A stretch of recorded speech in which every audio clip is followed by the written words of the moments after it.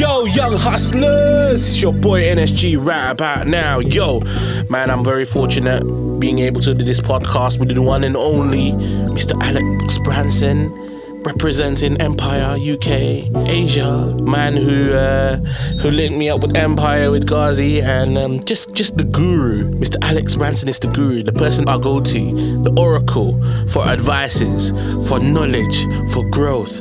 Because in this music game, and it is not easy, sometimes you have to listen to the wisdom, because this man, he looks at data and he'll be like, do this, and he'll be like, boom. Okay, I lost. Do you like that introduction? I did until you thought of me as just the data guy. I mean, no, he's not just a data guy. He's a communicator.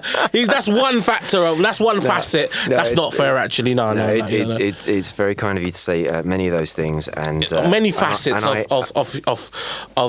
He's also a podcast guy, ABC podcast. You know. Bare knowledge there, amazingness. So if you want to get yourself educated, you can visit your podcast. Yeah, right? Listen to the ABC Music Talk podcast. Yeah, in there it's civilized. In here it's a bit raw because I'm in here. Your boy energy. But well, you say raw. We're using the same studio that I use. Yeah, yeah. Thank you very much. Yeah, he's kindly enough letting us not audio or like finger raw, but I'm like NSG rawness. Oh, NSG rawness. NSG so Dalston vibe rawness. Special brand. Do you know? Of rawness. Yes, East London thing right about now. Let's go. Yeah, man. So yeah, Alex has been a great business partner and mentor towards me in music, and I'm very lucky for this conversation that we're about to have. Well, I'm very fortunate to have met you, and for you to bring artists like Kim into the world of Empire. Oh. We're all thrilled to be working with Kim. Amazing. She's great. She's quite something. She is quite something. And she's got an album coming out soon. And she's got an album coming out. She has. Yeah, man. And this is the first time I worked with a label, like a major label, and a major international label, and quite scary, quite intimidating. But I'm learning a lot. Very, very fortunate to be able to work with crazy people. Yeah.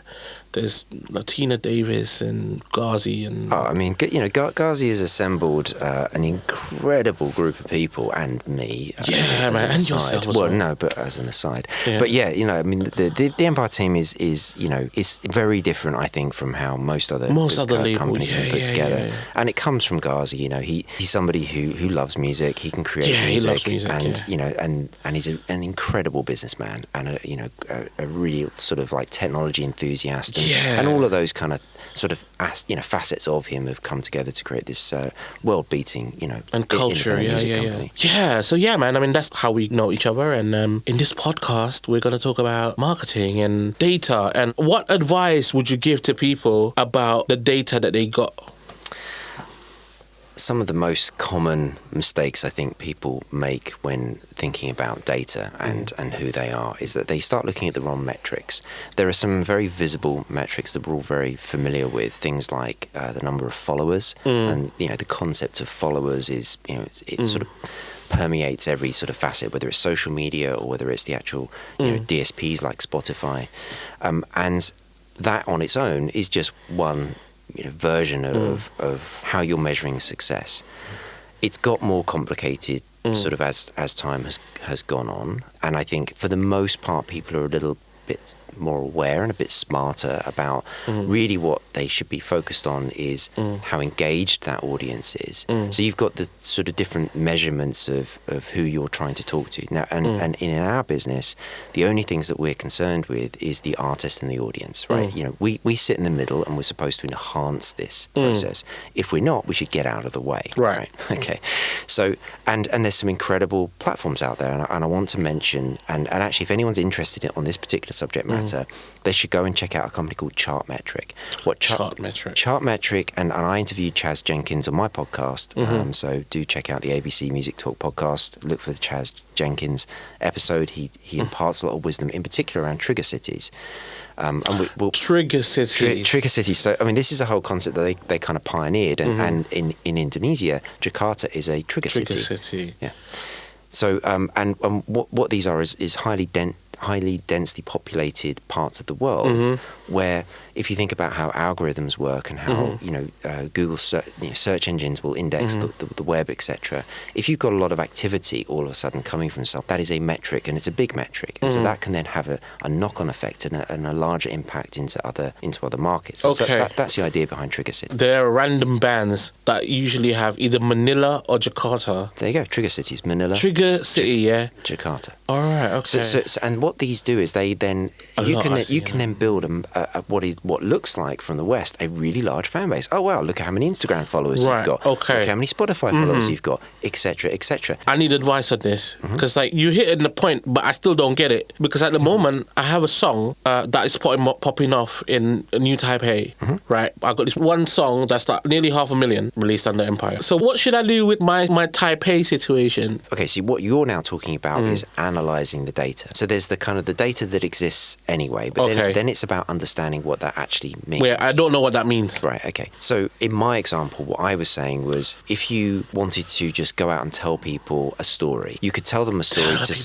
Right, you can tell people this story that I've got all of these followers, right? And then that will get somebody's attention. That means that they might have a conversation with you about doing an interview or whatever it might be, right? Wow. Do you see what I mean? So it's like that's how you can use data. That's how you can use data. If it's one particular it's what is happening in one particular market, then you might as well apply pressure on that market. We see this all the time. Like when people pitch new music to Empire, for example, as an A&R thing, they will go, "We've got 1 million followers, right? Just say," and we're like, "Okay, now we're paying attention because we've got to pay attention because we, literally a duty of us as this company to pay attention to things that are working well." But what very smart people attention to like what's working well. Okay. So like Nima, who you know. Yep. Who's Ghazi's right hand man, COO of the company. He's an amazing data sort of analyst. He would never ever want people to sort of describe him that way. I'm sure, but he's brilliant, and so he will. Well, he made a website.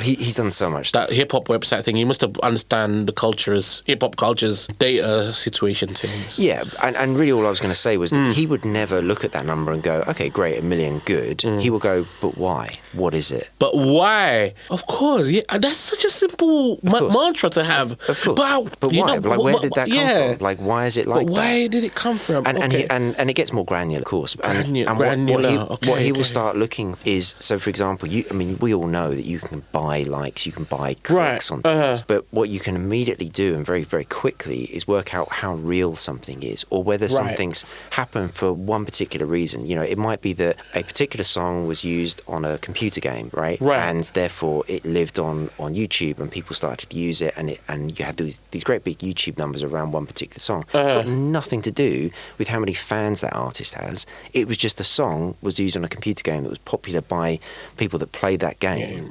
Do you see what I mean? So that game has particular demographics. So you can't say that is your addressable fan base. Right. They're just people that have listened to that song for a completely other reason. They don't even know what the band is. Right. Okay. Do you see what I mean? So and that may well be something you can build on. Okay, I've now identified that I've got some reason, whatever the reason is, I have this audience in Taipei.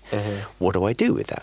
First thing you should do is tell, NSG and I work with a couple of ladies called Roxy and Rani, and they do a lot of our communication with the DSPs out in China and Southeast Asia, and so you should let them know. I mean, you would do that. You know Rani, right? She's from Indonesia. She can take that information and then pass that on to the various DSPs that operate in that market. That's one of the things that you should do, right? Okay.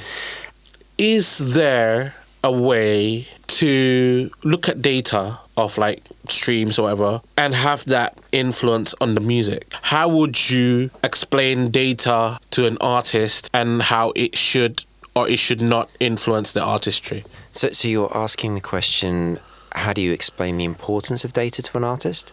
And the importance so that they can make either better music or their music reflect more to the audience that they create. Oh, okay. No, I understand.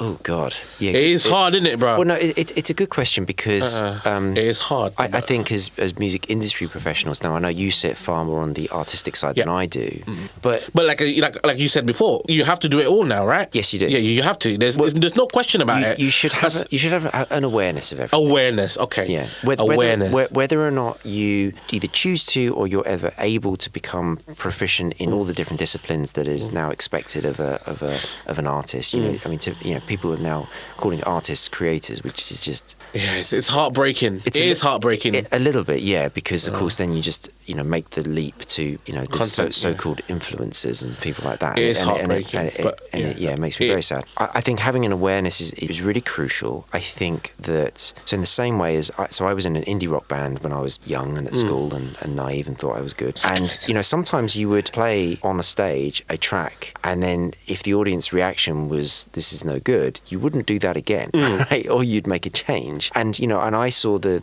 creation of the music change over time. Guitar solos got longer typically, whatever, and so I think there's a sort of there's always, away from sort of data and away from the world that we live in now, you've got this sort of continual sort of relationship between the artist and the audience, and that should be maintained. Now, data gives you a very quantitative view on that. Data gives a quantitative view on that. Right. How is your audience reacting to your music? How is your audience reacting to the stuff that you make? Yeah, right. And so it's just a way of listening to your audience. And of course, your audience can now be spread across the world. You're never going to meet everyone. So cool, man. I mean, so we just, it's just a reflection, basically. It's just a reflection of what's going on. I think that the advice... Don't take it personally to your artistic process. Well, no, don't take it too literally either. Don't take it too literally, okay. Right, because it might be that what you've done is that when you communicated that piece of music out there into the world, you just didn't target it correctly, right? And so you found the wrong audience. That could be the other thing. You could find the wrong, okay. Right? I mean, that is absolutely, likely as much as anything else. And so you might want to think about that in terms of how you communicated that to the world. I have a lot of Indonesian followers on my Instagram, or in terms of percentage, I don't have that many followers, but I have a lot of percentage-wise, it's quite high from Indonesia. But my podcast, I looked the other day, nearly half of it is from America. Right. Okay. And I'm from the UK. Right.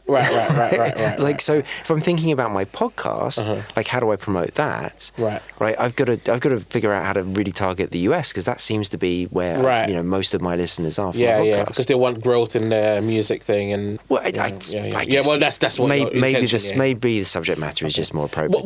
What were you planning to do? What's the plan? Because you got that data in terms of your podcast. What are your plans?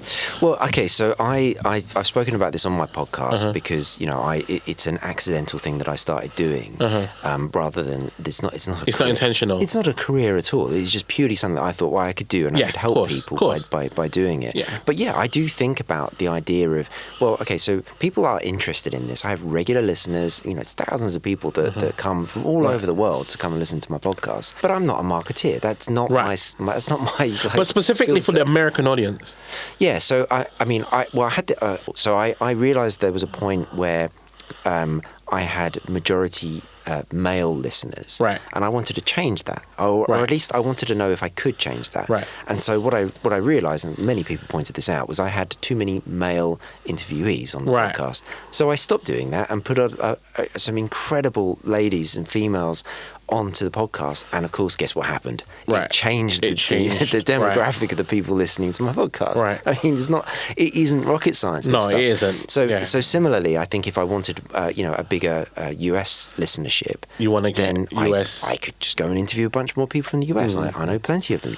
Yeah. So and that might make it really appropriate there. Now, whether or not that would then destroy my listenership in the UK, I don't know. Right. You don't know. Right. But probably not. Probably not. Knowledge is knowledge. Knowledge is knowledge. Exactly. Yeah.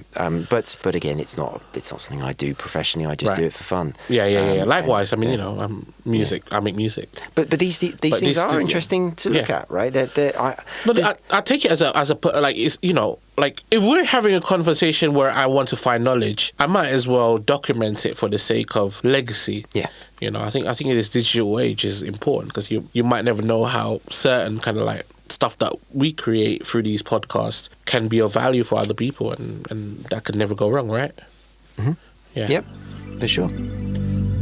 Well, shall we end it at that then? Yeah. Well, I don't mind. You're the question master. It's not my podcast. Right, okay. Yo, man, again, thank you so much for the knowledge. I really appreciate it, guys. Check out Mr. B, Alex Branson's podcast, ABC podcast. You can search for it. ABC Music Talk. ABC Music Talk. You keep forgetting that. I know, man. It's my fault for having a horrible SEO. 1, 2, 3. Learn about the music thing with Alex Branson.